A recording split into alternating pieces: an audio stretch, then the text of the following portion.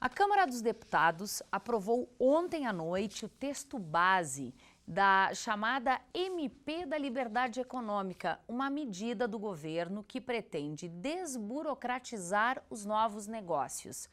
Essa medida provisória, ela elimina, por exemplo, a necessidade de apresentar qualquer licença, alvará ou autorização para abrir empresas no Brasil. Nesses casos, o governo pode exigir apenas o CNPJ. Bom, mas a medida ela só vale para negócios considerados de baixo risco. Com a gente aqui no estúdio, a economista, doutora em economia, professora aqui da universidade, Cleide Moreto. Aliás, ontem era o seu dia, parabéns, obrigada, professora Cleide, dia do economista no dia de ontem. Muito obrigada. A gente quer começar lhe perguntando o seguinte: o Brasil é de fato um país burocrático para quem quer empreender? Comparando com outros países mais desenvolvidos, efetivamente nós temos uma burocracia maior para abrir, tá? Mas existem outros países que exigem ainda mais. Eu diria que existem países que, por exemplo, exigem que a pessoa se capacite antes de abrir uma empresa. Na Europa, nós percebemos isso. Você pode abrir logo, mas você tem uma série de instrumentos que te prepara para entrar no mercado. O Brasil ficaria numa posição que seria a do meio do caminho. Ele não é o país mais burocrático para se empreender, como alguns dizem, e também não é o menos. Não. E o que se tenta fazer com essa medida é tentar tornar mais ágil esse processo, de preferência que seja, no máximo, em questão de dias, tá? E aí a exigência, o que se faz é se flexibilizar todas as exigências anteriores, como no caso os alvarás. Isso com certeza vai viabilizar. Quem quer abrir a empresa hoje, nada vai impedir. Claro que existem setores protegidos ainda, que é por concessão, mas no geral, não. Agora, como uma especialista em economia que de fato você é, na prática, isso vai trazer um impacto positivo na economia? Do ponto de vista da abertura de novas empresas, de geração de trabalho e renda, principalmente de geração de renda, sim. Só que, por outro lado, eu vejo com reserva porque essa flexibilidade também, ela vai criar um aumento no número de empresas que entram dentro do conceito do que a gente chama de economia informal. O que é a economia informal?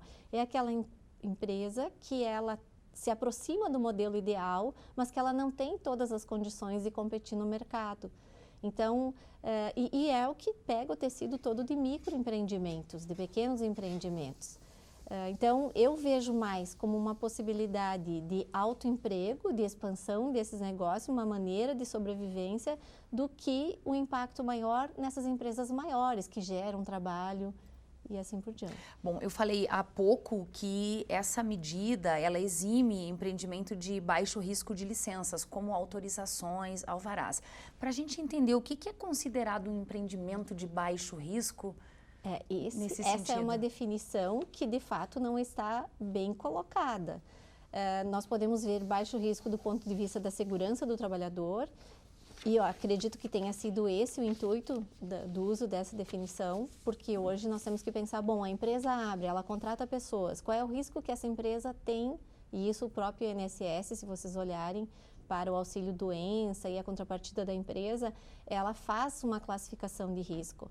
Então, o que eles estão comentando que são empresas que não têm um impacto tanto do ponto de vista para a saúde do trabalhador, quanto o impacto do ponto de vista de alvará sanitário e outras atividades, inclusive danos ambientais, né? O risco seria baixo de que ela não, pelo menos num primeiro momento, ela não tem nenhum tipo de efeito nocivo, tanto para o trabalhador quanto para as pessoas que adquirem esses bens. Bom, ao mesmo tempo a gente sabe que há um grande número de empresas abrindo e muitas fechando, com pouco tempo de vida. O Sebrae nos confirma esses dados, eles acontecem em Passo Fundo, no Rio Grande do Sul e no Brasil. Só abrir uma empresa, por mais que se tenha toda a boa vontade e desejo de vencer, não é suficiente.